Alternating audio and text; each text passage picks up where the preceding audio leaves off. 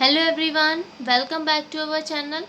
तो आज हम लोग बहुत दिनों बाद मिल रहे हैं इस क्लास में, बट ओके कोई बात नहीं। ऐसा कुछ होता रहता है ना बीच बीच में, बट अब मैं कोशिश करूँगी कि आप लोगों को डेली इसकी क्लासेस दे पाऊँ, ठीक है। कोई प्रॉब्लम ना हो तो प्रेयर कीजिएगा कि कोई प्रॉब्लम ना हो। ओके तो चलिए हम लोग नेक्स्ट क्लास, अब आपकी डेली क्लासेस आपको देखने को मिल जाएंगी। तो चलिए हम लोग शुरू करते हैं फ़िलहाल आज की क्लास करंट पब्लिकेशन बुक की, जो जनरल अवेयरनेस की हमारी क्लासेस चल रही हैं। ओके तो सबसे पहला क्वेश्चन है आप सभी के सामने, मगध के राजवंशों को काल क्रमानुसार लिखिए। मगध के राजवंशों को काल क्रमानुसार लिखिए। इसके ऑप्शंस हैं नंद, शिशुनाग, मौर्य या हर्यक। तो चलिए इनका टाइम पीरियड पढ़ते हैं, कब से कब तक है, तो आपको अपने आप ही समझ में आ जाएगा। तो सबसे पहले नंद वंश, ठीक है। नंद वंश का जो कार्य पीरियड जो पीरियड था वो कितना था, 344 ईस्वी से 324 ईस्वी, ठीक है। 344 से 324 ईस्वी पूर्व तक। उसके बाद अगर हम शिशुनाग की बात करें तो इनका था 412 से लेकर 344 ईस्वी पूर्व तक। ओके उसके बाद है मौर्य वंश, तो इनका जो कार्यकाल था वो 323 से लेकर 184 तक था। 323 से लेकर 184 तक। और जो हर्यक वंश है, हर्यक वंश, इनका जो कार्यकाल था वो था 544 से लेकर 412 तक, 412 ईस्वी पूर्व तक, ठीक है। तो अब बताना है आपको, अब हमने आपको कार्यकाल भी बता दिया, टाइम पीरियड पूरा। तो अब बताइए कि कौन से नंबर पर कौन सा आना चाहिए। तो आप लोगों को पता है ईस्वी पूर्व हमेशा उल्टे में चलता था, यस। तो सबसे पहले कौन हो जाएगा, 544 से 412 ईस्वी पूर्व, यानी कि हर्यक वंश हो जाएगा। सेकंड आ जाएगा आपका 412 से लेकर 344 ईस्वी पूर्व, ये आपका सेकंड हो जाएगा, ये फर्स्ट हो गया। तीसरे नंबर पर आ जाएगा आपका 344 से लेकर 324 ईस्वी पूर्व, नंद वंश आ जाएगा। उसके बाद चौथे नंबर पर आ जाएगा आपका मौर्य वंश, ठीक है, जो कि 323 से 384 ईस्वी तक है, ईस्वी पूर्व तक था, ठीक है। तो सबसे पहले आपका कहाँ पर आ गया, ये है आपका फोर्थ नंबर का। तो फोर्थ नंबर का देख लो, ये है आपका फोर्थ और एक ये है फोर्थ, तो यानी कि ये गलत हो गया और ये गलत हो गया।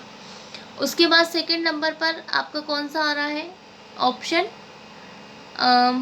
ओके बी, सेकेंड नंबर का। तो सेकेंड नंबर का कहाँ पर है आपका, दोनों में ही है। चलिए थर्ड नंबर पर आ जाता है आपका नंदवंश। तो यहाँ पर थर्ड यानी कि पहले नंबर पर नंदवंश है, तो यहाँ पर फर्स्ट नंबर पर ये आपका बिल्कुल सही आंसर हो जाएगा, ऑप्शन 3। ओके नेक्स्ट क्वेश्चन देखेंगे। चलिए अगला क्वेश्चन है, ऐतिहासिक एलोरा गुफाएं किसके समीप स्थित हैं। इसके ऑप्शंस हैं दिल्ली, आगरा, अहमदाबाद या औरंगाबाद। इसका सही आंसर होगा आप सभी का ऑप्शन डी, औरंगाबाद में, ठीक है। नेक्स्ट क्वेश्चन है, ठीक है। तो तीसरा है, श्री पेरम्बदूर किसका जन्म स्थल है। इसके ऑप्शंस हैं श्री माधवाचार्य, श्री वासवन्ना, श्री शंकराचार्य या श्री रामानुजाचार्य। इसका सही आंसर है ऑप्शन डी, श्री रामानुजाचार्य का ये जन्म स्थल है, श्री पेरम्बदूर। ओके नेक्स्ट क्वेश्चन है, निम्नलिखित में से कौन सा युग्म सही मेल नहीं खाता। इसके ऑप्शंस हैं हर्षवर्धन, हुएनसांग, अकबर या टोडरमल, चाणक्य, चंद्रगुप्त या विक्रमादित्य चैतन्य। इसका सही आंसर होगा ऑप्शन डी, विक्रमादित्य और चैतन्य का युग्म सही मेल नहीं खाता। चलिए अगला क्वेश्चन देखेंगे, कंबोडिया में स्थित अंकोर वाट का सुप्रसिद्ध विष्णु मंदिर किसने बनवाया था। इसके ऑप्शंस हैं श्रुतवर्मन, सूर्यवर्मन द्वितीय, इंद्रवर्मन या अनिरुद्ध ने। तो इसका सही आंसर होगा ऑप्शन बी, सूर्यवर्मन द्वितीय ने अंकोर वाट का जो विष्णु मंदिर है वो बनवाया था, ठीक है। नेक्स्ट क्वेश्चन है, निम्नलिखित का मिलान कीजिए। तो यहाँ पर आपको मिलान करना है, कौन सा मंदिर कहाँ है, किस राज्य में है। तो सबसे पहले है आपका बृहदेश्वर मंदिर, फिर है दिलवाड़ा मंदिर, नेक्स्ट लिंगराज मंदिर और हम्पी में स्मारकों का समूह। तो कहाँ कहाँ है कौन से मंदिर? उड़ीसा, तमिलनाडु, कर्नाटक या राजस्थान? तो चलिए इनको हम लोग मिलाते हैं। तो देखेंगे बृहदेश्वर मंदिर कहाँ पर है आपका? तो बृहदेश्वर मंदिर जो है वो तमिलनाडु में है, ठीक है, बृहदेश्वर मंदिर तमिलनाडु में है। दिलवाड़ा मंदिर कहाँ पर है? तो वो राजस्थान में आ जाता है आपका। उसके बाद लिंगराज मंदिर, तो जो लिंगराज मंदिर है वो उड़ीसा में है, ओके। और जो हम्पी में स्मारकों का समूह है वो कर्नाटक में है। तो देख लीजिए ऑप्शंस और आंसर टिक लगाते हैं जल्दी से। तो सबसे पहले नंबर पर आपका कौन सा है? बी ऑप्शन आना चाहिए। तो बी ऑप्शन वाले ये दो हैं, यानी कि ये तो कैंसिल हो गए। चलिए दूसरे नंबर पर है आपका राजस्थान, यानी कि डी ऑप्शन आना चाहिए। तो बस हमें यहाँ पर आंसर मिल जाता है option C, okay. Next question, अरे क्वेश्चन कहाँ गए? एक सेकेंड, चलिए आगे है। नचिकेता और यम के बीच सुप्रसिद्ध संवाद किस उपनिषद में उल्लिखित है? इसके ऑप्शंस हैं छांदोग्य उपनिषद, मुंडकोपनिषद, कठोपनिषद या केनोपनिषद। इसका सही आंसर होगा आपका ऑप्शन सी, कठोपनिषद में, ठीक है, कठोपनिषद में है, ओके। नेक्स्ट क्वेश्चन, कटु सत्यता को दर्शाने वाला सामाजिक नाटक मृच्छकटिकम, मिट्टी की छोटी गाड़ी, इसका मतलब होता है मृच्छकटिकम का मिट्टी की छोटी गाड़ी, ये किसने लिखा था? तो इसके ऑप्शंस हैं शूद्रक, कालिदास, माघ या रैदास।